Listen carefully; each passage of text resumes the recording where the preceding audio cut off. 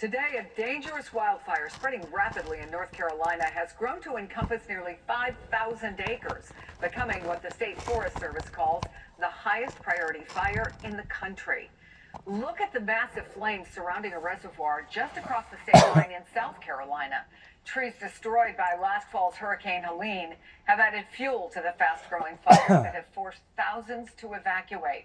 It comes as Trump officials are working to strip FEMA's role in disaster recovery, how to help people after a disaster. NBC's Marissa Parra is in Pickens, South Carolina for us. What's the latest, Marissa? Yeah, Chris, I want to explain what we're seeing and hearing. Behind me, you may be able to tell in just a moment, one of the helicopters we've been seeing for the last several hours about to do a water drop-off, right? We've seen them scooping up in those orange buckets, dropping the water in places where they need to, depending on the strategy in that moment, right? It may not necessarily be on the hot spot. There's different reasons and different strategies behind where they are putting that water specifically. This is Table Rock fire. This is one of the two South Carolina fires that has been growing in size in the last 24 hours. This one doubled. Persimmon Ridge, the other one, tripled since yesterday. But this is not the only place we're keeping an eye on. Of course, North Carolina as well. We do know that there was some progress with those fires containment in the last 24 hours. But either way, a lot of people being forced to evacuate their homes. Here's what we heard from some of them. Having to realize that you've got to leave your family home, and then just the fires, just everything has just been pure chaos. I did spend the night on a cot last night, which my 60-year-old body would have been fine with. My 82-year-old body was not real fine with it. I think that whoever started it, and I know they're teenagers, but they should be made to be put on the front line.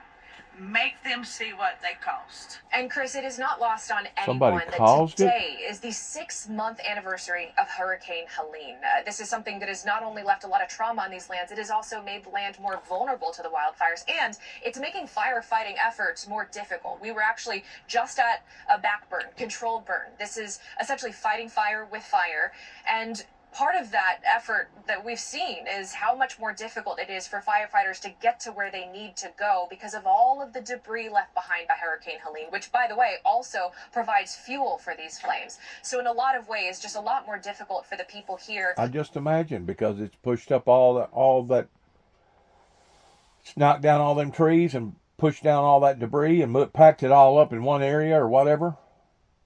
Fuel. Man. Hearing also did not know what was going to be the status of their home during Hurricane Helene 6 months ago. So once again, Chris, as they're staying at a local shelter, wondering what they're going to come home to. Terrifying stuff, Marissa Parra. Thank you. It is terrifying. It's very terrifying. And that's going to do it for us this hour. Make sure to join us for... And the sad thing about all that is, we haven't even began to even get remotely close to the summertime pertaining to all these woods. It's forest that's in trouble right now. In addition, we're looking right back down the barrel at the people. What, in about 3 more months, something like that, be back in hurricane season again? When's hurricane season starting? August? Late August? Something like that?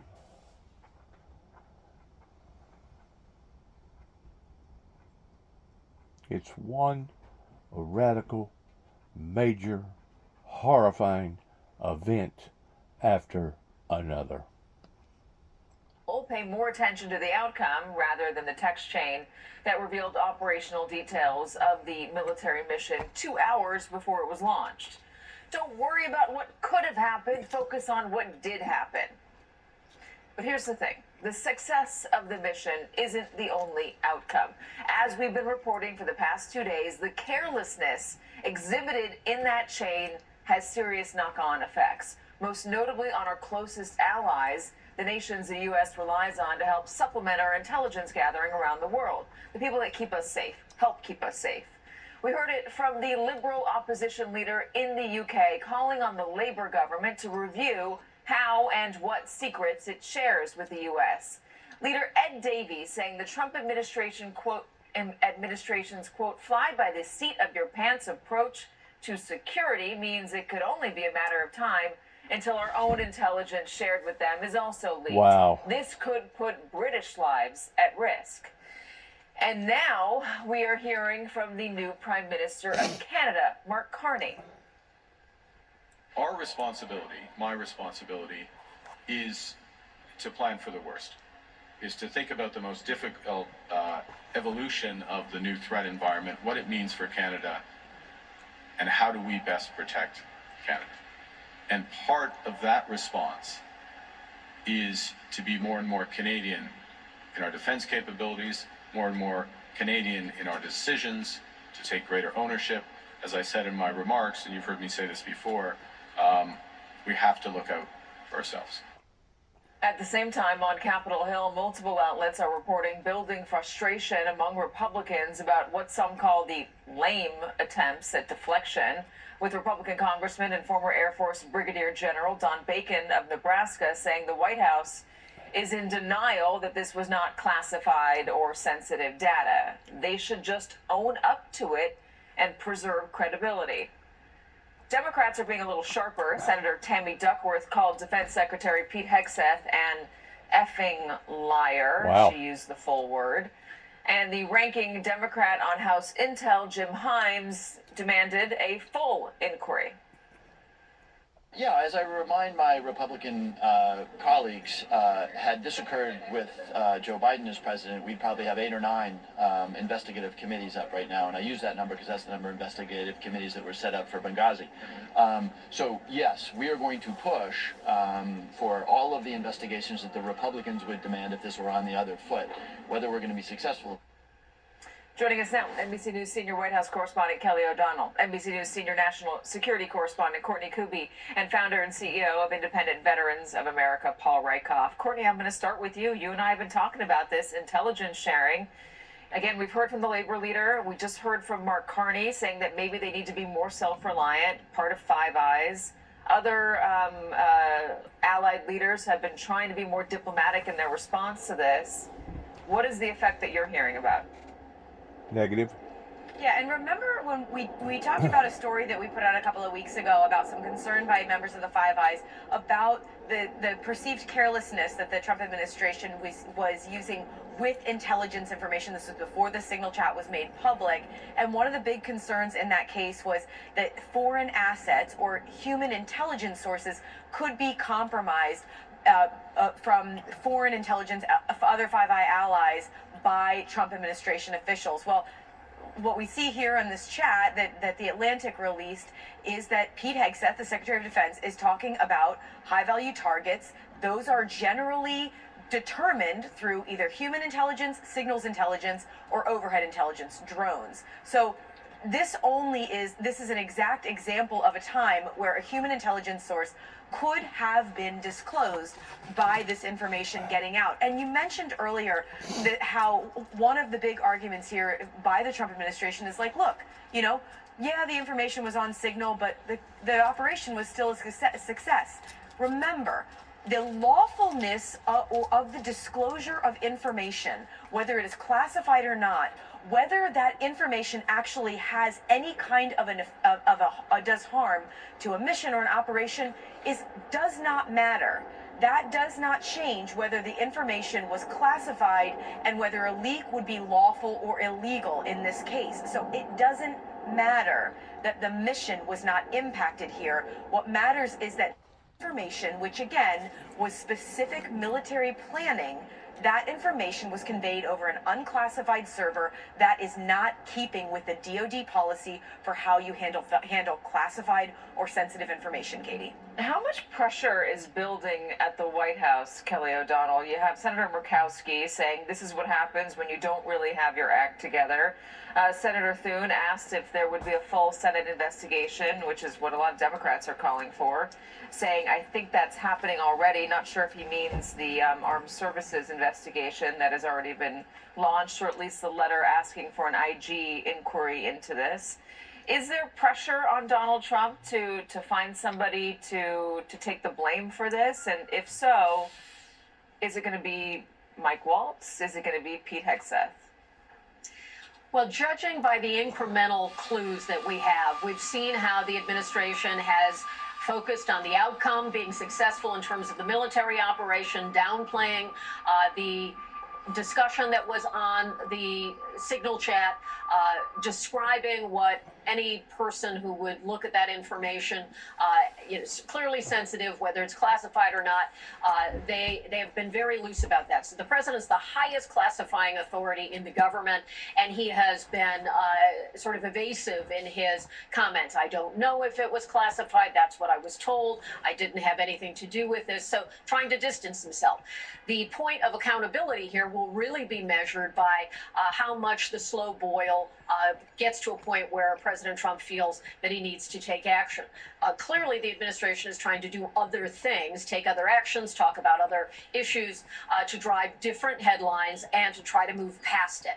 Today, we saw Press Secretary Caroline Leavitt, who spoke to reporters briefly after she appeared on the North Lawn for some other TV hit. And she talked about the fact, a little adjustment in this, less emphasis on how important it is that this was successful, with a little bit of, hey, we acknowledge something wasn't perfect here. Here's how she's describing it. It might help us to sort of calibrate where they are right now. We have never denied that this was a mistake, and the National Security Advisor took responsibility for that. And we have said we are making changes. We are looking into the matter to ensure it can never happen again.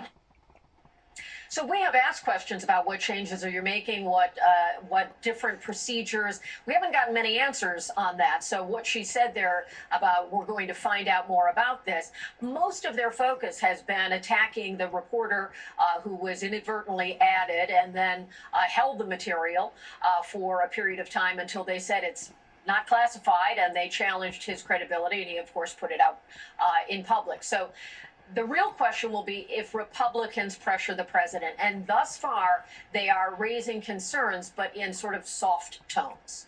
Yeah, but it is the first time we've even seen them raise concerns so far during this administration, so it is a notable step forward. All right, Paul, NPR gathered a lot of reaction from military members, and I'll read you a couple of the responses. What typically happens in a spillage as serious as this is they're immediately fired, says Kevin Carroll, who served 30 years in the Army and in the CIA at the Department of Homeland Security in the first Trump administration as well. He adds, I've defended spillage cases where people were going to be put out of the military or people were going to be turned out of their job within the military for violations that are just the smallest fraction of what just occurred. Let's also remind everybody, as we have been reminded over and over again, that these same folks that are on that chat, Mike Waltz, Pete Hegseth, Marco Rubio, have been very vocal publicly in the past about mistakes on classified information. Hillary Clinton, for example, they said that anybody else in her position would have been immediately jailed. Exactly. Well, now they are in her position, and they're saying no big deal. That's right. They are liars, they are cowards, and they are epically sloppy. And I think that's the real concern when it comes to issues of national security, is the consistent sloppiness and the incompetence and the fact that they hold themselves to a different standard. Pete Hegseth knows he screwed up. You can see it in his face. You can see it in his body language. Tulsi Gabbard knows it. They're all rattled by this because they realize how important this failure is. And the harder they spin, the worse it is. They know how bad it is because any private in the military would be in Leavenworth right now. Anybody in my unit would be violating the UCMJ and be locked up. And there's a betrayal here of every member of the military, and that's really where they're losing confidence. They've also lost the confidence now of allies, and I think they're losing the confidence of each other. They never should have been on that chat to begin with. So don't get caught in the language about whether it's classified or not. The question they should be asked is, did you divulge anything that violated operational security? Did you let anything go that could have gotten someone killed? And the whole world knows the answer is yes. Well, why would he be telling that group of people those operational details?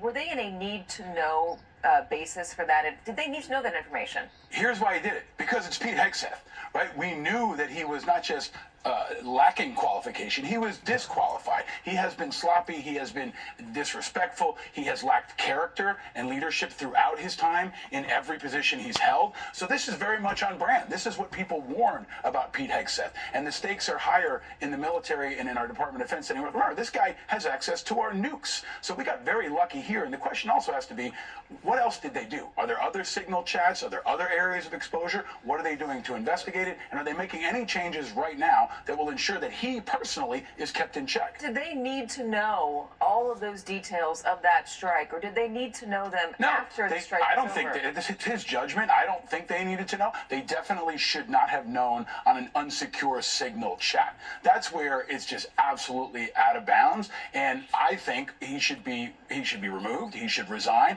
I would argue any of them that were even on the group chat should be investigated and should be considered to be removed, because it's that egregious of a violation. There's not a single member of the military that could have done that same thing and survived it. You're talking about the confidence in military members. Have you had conversations with those who are currently serving who have feelings about this? Yes. I mean, this is one of the things that I don't know if I can come up with a recent parallel. Maybe Afghanistan, right, where everybody was so universally outraged, because it's all there. We can see the actual text. We can see the stupid emojis, and it's absolutely unprofessional. And I think people are concerned not just for themselves, but I hear from parents who have sons and daughters in the military who say these are the incompetent jackasses that are leading our people in combat. And it's important to remember, too, we are in combat every single day. They are striking the Houthis and their operations in harm's way around the world right now that could be imperiled by their consistent incompetence and sloppiness. Yeah, and the emojis, I think, are just strikingly unserious, especially when there's collateral damage. There are people who lose, innocent people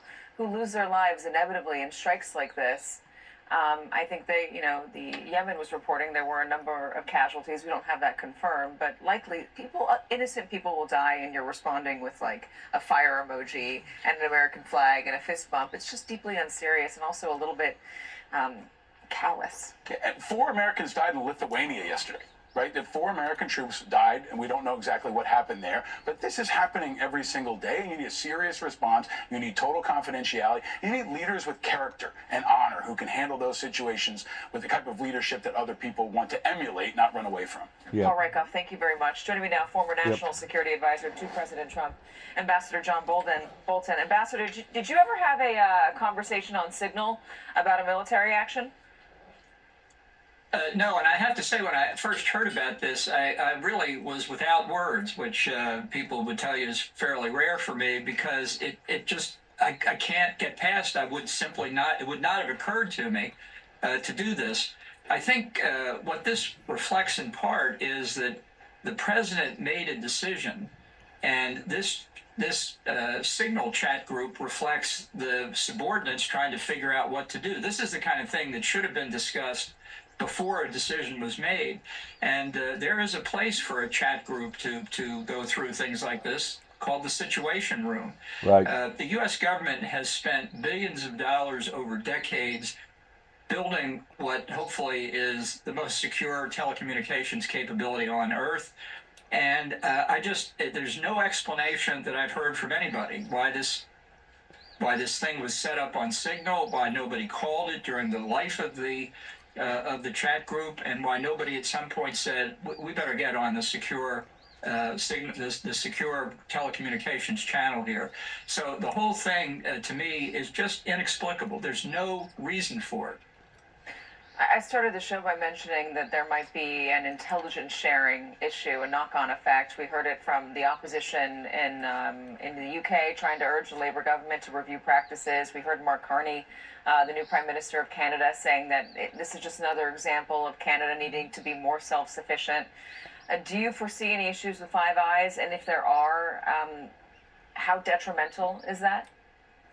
Well, remember, Presidential Advisor Peter Navarro is reported in the press as already calling for the U.S. to junk the Five Eyes mechanism.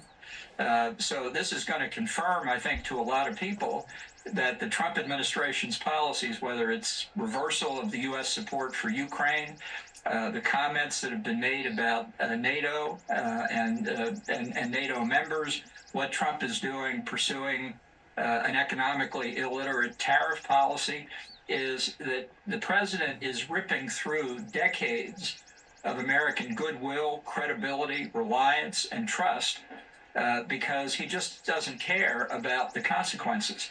And along with a number of other episodes that will be repeated in history, this Signal chat group will demonstrate both the lack of competence and the lack of concern that the administration has for its own service members and for its allies. Yeah, it's also part of a pattern. We remember Donald Trump revealing intelligence information in the Oval Office to the Russians that I believe at the time was actually Israeli intelligence. But beyond that, the content of what was shared, not just the here's what we're doing and when we're doing it, the policy argument that J.D. Vance was having about not wanting to bother with attacking the Houthis because the Europeans need to deal with this. This is their problem. Let's not bail them out. Pete Hegseth chiming in and calling it pathetic.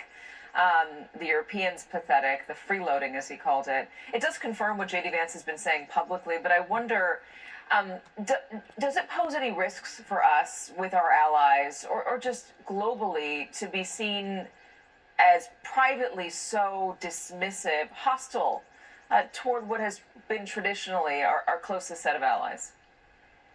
Well, I think it's more damaging to be dismissive and disdainful publicly, which is what the administration has been as well. It is a very dangerous time for the country, and I think it's something that if anything is to be gained from this episode, by people saying, we've got to do better at dealing with these kinds of situations, but that's not on the administration's radar screen. Apparently, I don't think anything's going to come of this as long as Trump himself doesn't feel the heat politically, and I don't think, as of this point, he does. Elise Stefanik, who was going to be Donald Trump's UN ambassador, the nominee for it, has just been polled, part of an effort to keep the Republican conference intact in the House. The majority is just so slim, they can't afford to lose her seat. As somebody who held this position in the past of UN ambassador, do you have thoughts?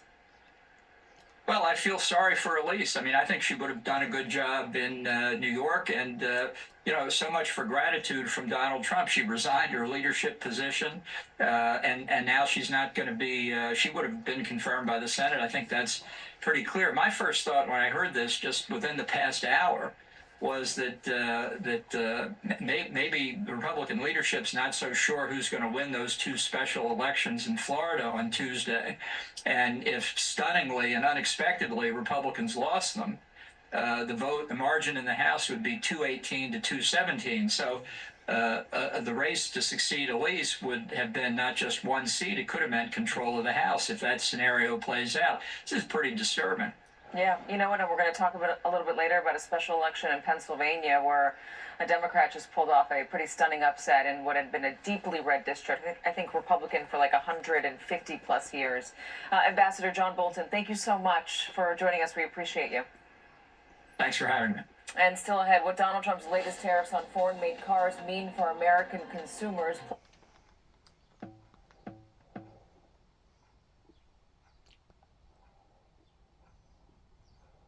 Looks like we've pretty much so done covered all the bases here. Hang on a second. Individuals were hurried onto the planes. We had no notice. They had no notice. So we don't even know who they all are. I mean, CBS has, put out a list. So we're assuming that's accurate, but we're just trying to find out. I mean, they're now incommunicado in the Salvadoran prison. So we're working our way through any information we can uncover. And so far, what's being revealed is that many, perhaps most, have no connection to the gang. But I want to be very clear, Katie. Even if they are gang members, and right now they're just alleged gang members, we don't think this wartime authority can be used. Judge Boasberg said if they've committed a crime, prosecute them. If they're deportable under the immigration laws, deport them. But don't use this wartime authority. I mean, that's the question before Judge Boasberg, and that's what we're saying is do not use a wartime authority to send people away without any process whatsoever. This has only been used 3 times in our country's history, all during declared wars, the War of 1812, World War I, and World War II. So we don't think most of these people are gang members, or we're going to see whether they are. They need process. But even before we get to that point, we need to decide Can this law be used during peacetime? We don't think it can. Lisa Rubin is still with me, and she'd like to ask you a question. Lee, I'm aware of the fact that you are going to move for a preliminary injunction on sort of a new basis, that you've told the court that you'd like to submit a fully new motion so that you can more fully supplement the record and develop the factual record. Without revealing what you're going to attach to your motion, should we expect to see more declarations from lawyers and family members talking about the people that have been a part of these flights and why they are not alien enemies here? Yeah, thanks for that question, Lisa. So I think that's what we're going to do. Obviously, if we had more time, we would put in many more, and we'd gather many more facts. But we will put in as many as we can. But that's exactly right. But I do again want to stress that we don't think the law can be used, even if someone is proven to be some way associated with the gang. But you're absolutely right. We're going to show that the lack of process means people who are not even gang members are being sent to this Salvadoran prison.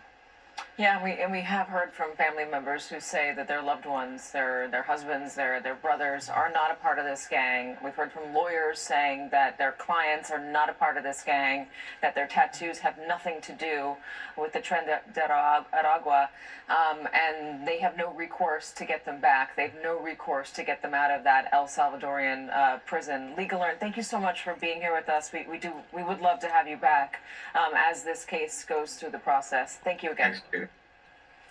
And still ahead, a guide for Democrats in the age of Donald Trump. What my next guest is arguing the Democrats should start doing. Part of it is just to get out of their own way. Plus, what Democrats could be learning from a recent special election in Pennsylvania.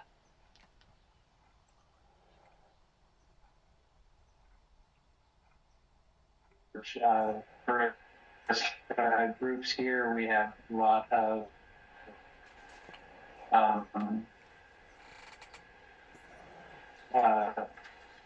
factory. I think we're having connection issues there.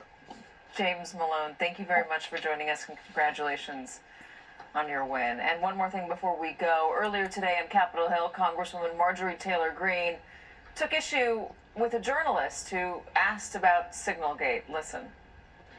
Yeah. Anybody else? Should the defense secretary? What country are you? Wait, what country are you from? From the UK. Okay, we don't give a crap about your opinion and your reporting. Why don't you go back to your country where you have a major migrant problem? Okay, and no. You should care about your own borders. Do you care no, about American lives? no.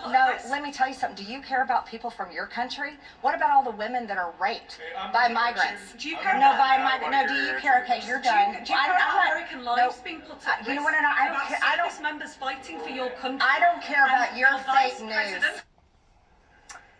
Georgia Congresswoman Marjorie Taylor Greene, everyone. That's going to do it for me today. Deadline White House starts after this quick break. Whoa. Gums healthy.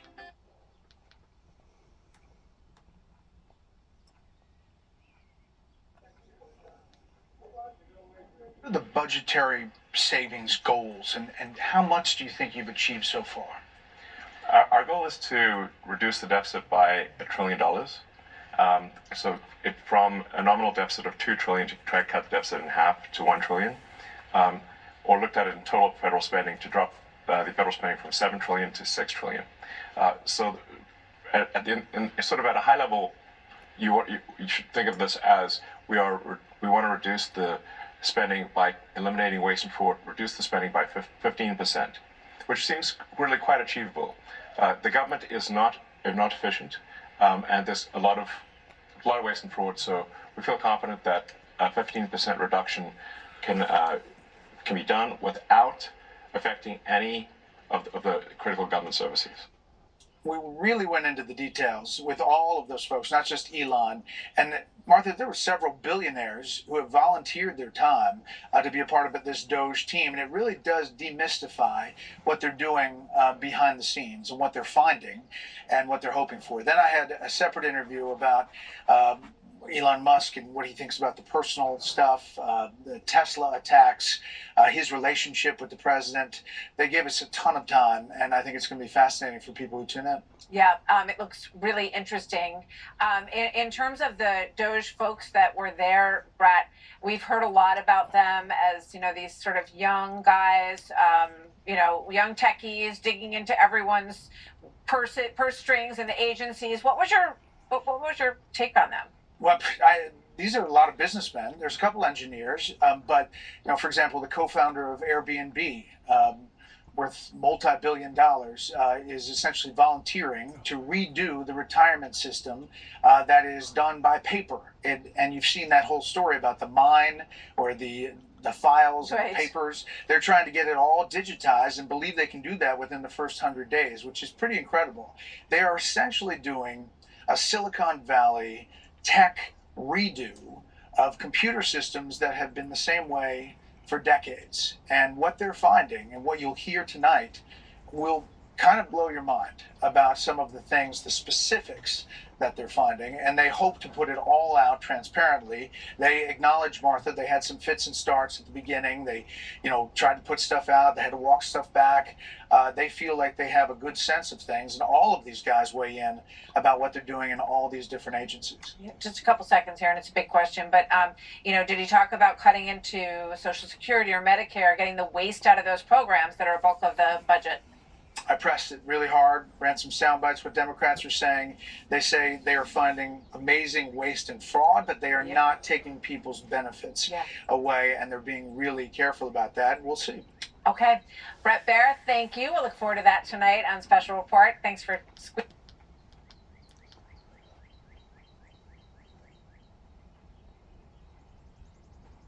After the hurricane happened, we just want to be prepared for anything. 8 out of 10 home. American jitters. I'm Rafael Romo in Atlanta. This is CNN. American jitters.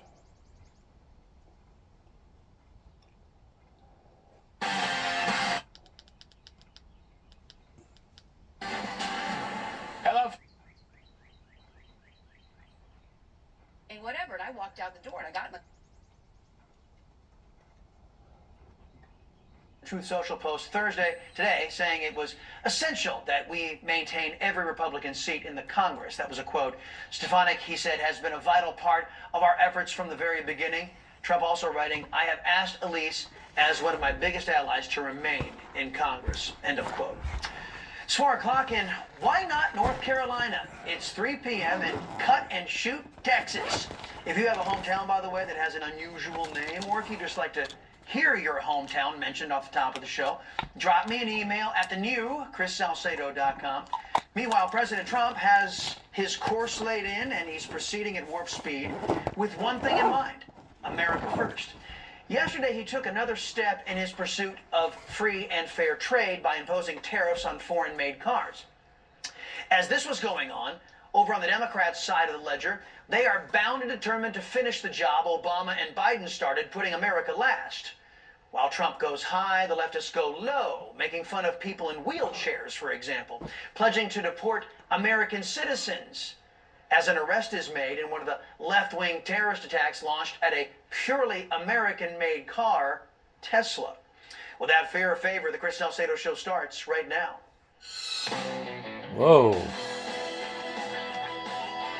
We're going to end it right there. Thanks for listening. Good luck to us. God bless. God bless America. And shalom.